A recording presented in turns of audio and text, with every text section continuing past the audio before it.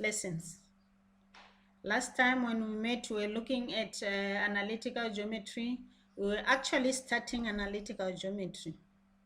Let's define what we mean by analytical geometry. We have to understand what we are talking about when we are talking of analytical geometry. It is sometimes referred to as coordinate geometry or Cartesian geometry.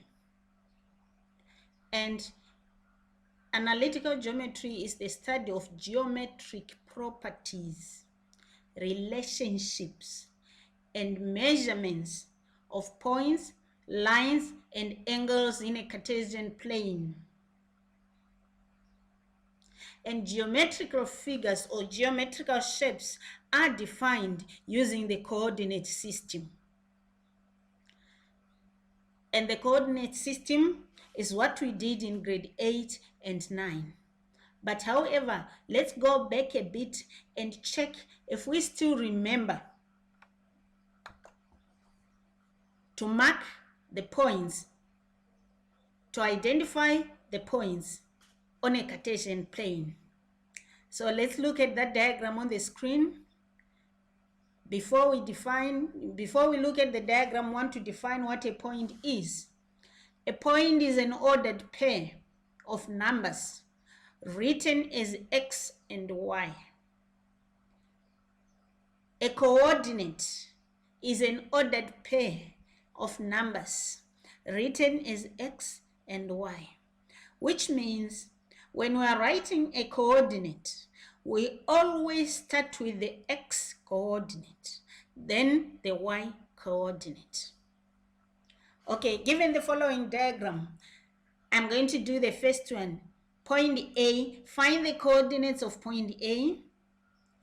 If we look at point A, its x coordinate is 4 and its y coordinate is -3.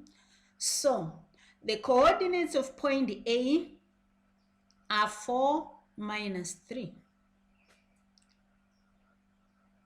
Let me do B again. Look at point B. The x coordinate of point B is -3 and the y coordinate of point B is -4. Therefore, the coordinates of point B is -3 minus 4. I'm going to leave C, D, and E for you to try and answer. Now, the next diagram, we are given points. Let us identify the points of the coordinates given. I'm going to do the first one. The other two, you will do yourself. So, which point lies on the coordinates 5 minus 4? This means that its x coordinate is 5 and its y coordinate is -4. So the point with the x coordinate 5 and y coordinate -4 is point E.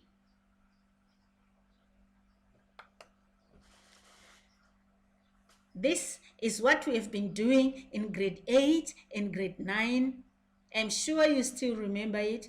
I just wanted us to recap so that we are on the same page as we start our analytical geometry. Today we want to start with the distance between 2 points. Before we proceed with distance between 2 points, let's look at what or how we define the word distance in maths. Distance is a measure of the length between 2 points. Sometimes we refer it as the length of a line joining 2 points. Let's look at that example given. Distance between 2 points P. We have points P, Q, and R.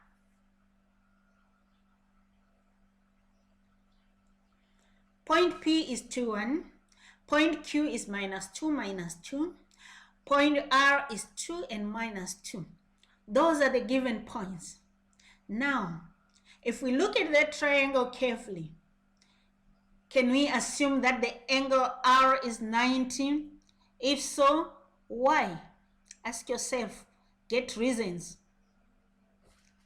Now, can we apply the Pythagoras theorem to get the length of PQ in that triangle? I hope you still remember. Anyway, let me help you here. First of all, we are going to find QR. Then we find PR. Then we use those distances to find PQ. So what is PR?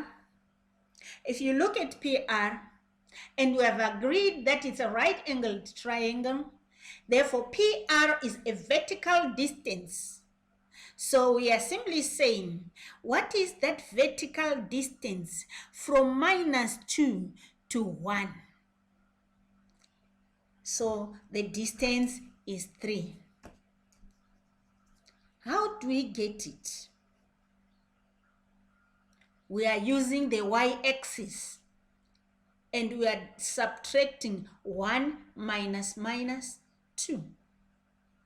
Or you even count the steps from 1 going down to minus 2. How many steps are they? 3. So PR is 3. What about the distance QR? The distance QR is a horizontal distance. So we are just looking at the x-axis. How many steps from minus 2 there up to 2? That distance is 4. If I'm not mistaken. Therefore, if we're going to use Pythagoras to calculate PQ, remember Pythagoras says the square of the hypotenuse is equal to the sum of the squares of the other two sides of a right-angled triangle. So PQ squared is equal to PR squared plus QR squared. And we've already said that PR squared is 3, so 3 squared. QR is 4, so 4 squared. Therefore, PQ squared is equal to 9 plus 16, which means PQ squared is equal to 25. But our aim is to find the length of PQ. Therefore, we find the square root of both sides. PQ is equal to square root of 25, which is 5.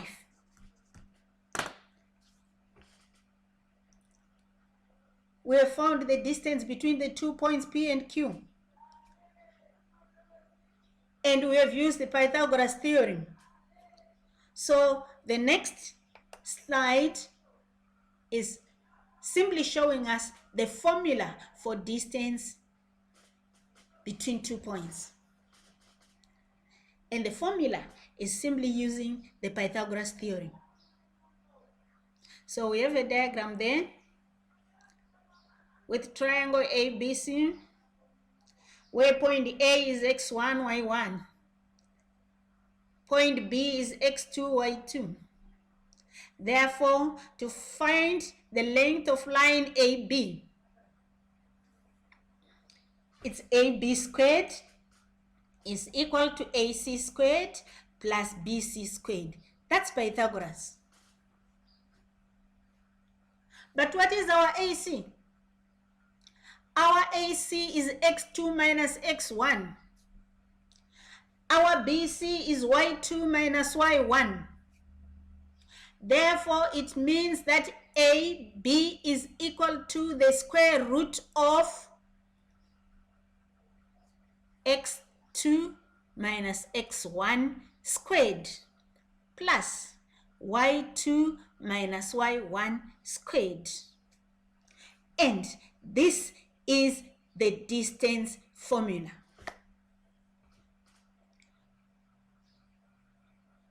If we are squaring the answer, remember, it doesn't matter whether you start with x1 or x2, because at the end, we will square that difference, so it's the same. Let's look at an example.